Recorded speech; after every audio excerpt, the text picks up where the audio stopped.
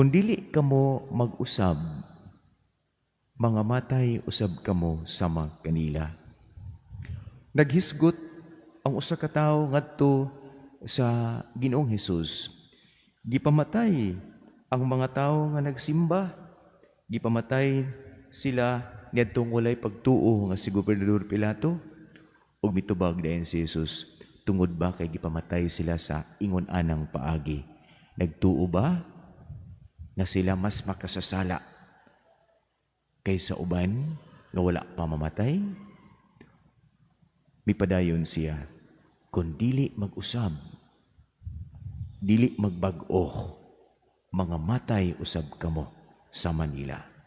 Ug iya pagyong gipunan, mahitungod nitong 18 ka buok nga natumpagan sa building ug nangamatay silang tanan. Nagpasabot ba nga sila mas badlungon kaysa buhi pa karon? Kung dili mag-usab, mga matay usab sa Manila. So daghang nangamatay sa Ukraine. Daghang nangamatay mga sundalo o mga ordinaryo. Mga Katoliko ang uban. Nagpasabot ba ang taga-Ukraine mas makasasala kaysa taga-Pilipinas? Dili. Pero kung mag-usab, magbag-o, ang bayulinti nga kahimtang sa kamatayon, pasanon ni Jesus. Munang si Jesus, maoy mipasan o midawat sa bayulinti o makauulaw nga kamatayon tungod kay dunay nagbasol. Dunay niingon, mag-usab nako, kaloy iintawon ako, kay mag-usab nako. Ug ang pag-usab, dunay pakita nga mga buhat. Dunay mga buhat. So maigsuon ko, ang mensahe karong Domingguha, mao kini, pag-usab na. Gitagaan kag usa ka tuig. Nakaabot ko og usa ka tuig. Gikan ni adtong naaging tuig COVID, ug karon tuiga kalma na, eleksyon pagyud. Gitagaan og lugway nga 1 year. Sama nining kahoy nga iyang gihimong sambingay. Usa ka tawo dunay kahoy sa iyang uma ug miadto siya aron pagpangitag bunga ug wa gid siya nakitang bunga, makuha nga bunga bisag usa. Ug misulti siya sa nag-atiman. Putlang kining kahoya, nag-usik-usik lamang kini siya sa space ug sa katambok sa yuta. Ug milaban dayon ang tig-atiman, ang hardinero. Sir, aya usa, taga ikog 1 year, kay akon isang tudahan ug atiman. Basin ay mamunga sa sunod tuig. Kung dili gani, putla na lang. Kinsa man ang hardinero? Si Jesucristo. Kinsay tag-iya ang magbubuhat sa langit ug sa yuta, apil sa tao. Si Jesucristo mao'y nidupa ug niingon siya, pag-usab na. Kay watak hibaw ang kamatayon, dili siya muila, batanon o tiguwang. Dili siya muila. Di siya muila ang kamatayon. Basin baya sunod tuig, maabtan ka na. Kay duol na ang katapusan. Now, usay pasabot sa duol katapusan, kitang mga idaran, duol na kita sa katapusan. Kitang mga idaran. Duol na yun. Di na ginin mo, sibog pa ta. Bisag unsa o pagtino sa tina sa tumbuhok. O pag sulob o unsa ba, binatanon. Dili, gayod. Di na ta mo sibog. Padung kita sa unahan. Mingon, ang pagbasa sa ikaw ng pagbasa, duol na ang katapusan. Gipahinumuduman kita, kay duol na ang katapusan. Sumunang niabot si Jesus, siya ang midupa, ug ang iyang mensahe, pagbago na. Pagbago na. Now, unsa may buhaton, unsa may sulod ining mga pagbago? No? Unsa may sulod? Unsa may mga makita na to diya sa nagbago? Una, magdisiplina. Sa mga pananglit, diingnan ka, diabetic man ka, taas-taas yun ang imong blood pressure. So doon ay pagdisiplina. No? Mauning pagpuasa.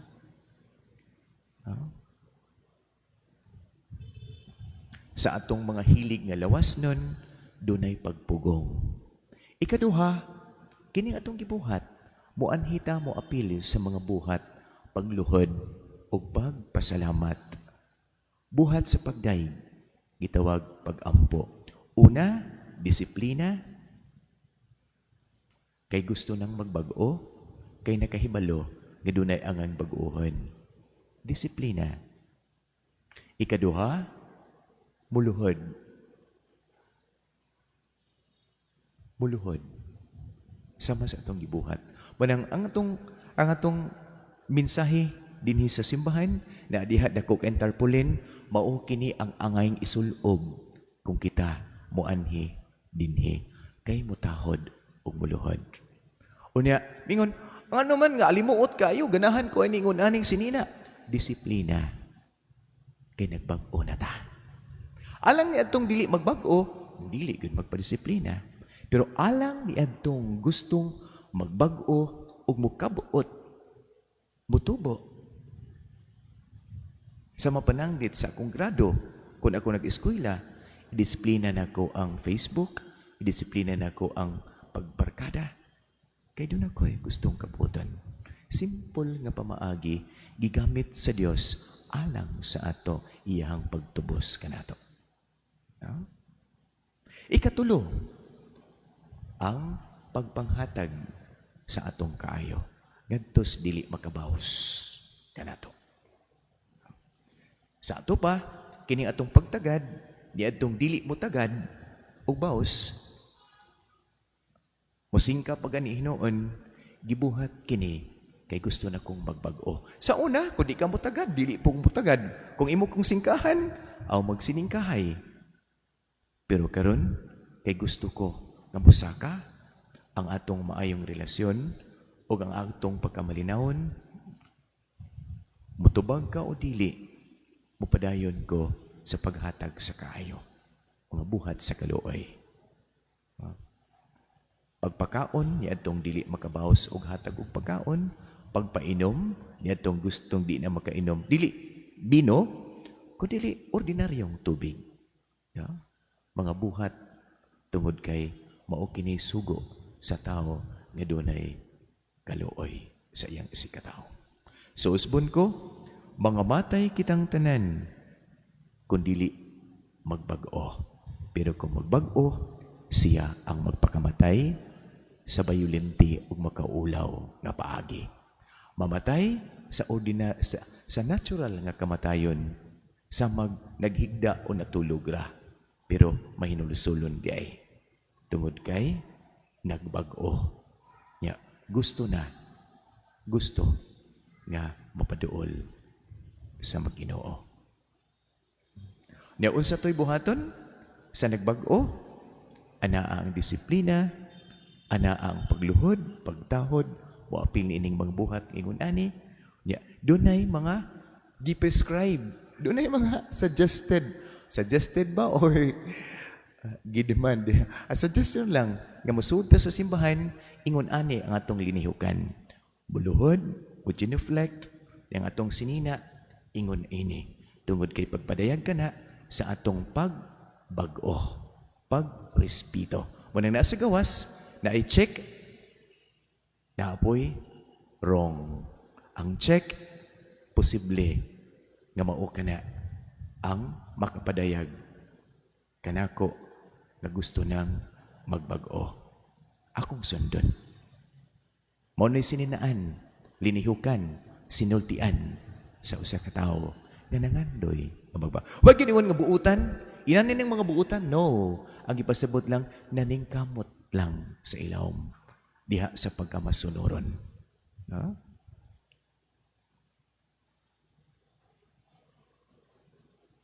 Dayon ang pagpanggihatagon nga dili magpaabot nga baslan nga hatagan din ang tawhana nga akong gihatagan kundi maluoy unta ang Dios kanako kay usa-usap ako kadawo sa una.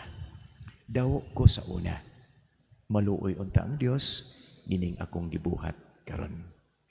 Nawi, nahibalo nga siya mao ang labaw nga maluoy o mupasahilo. Manindog palihog.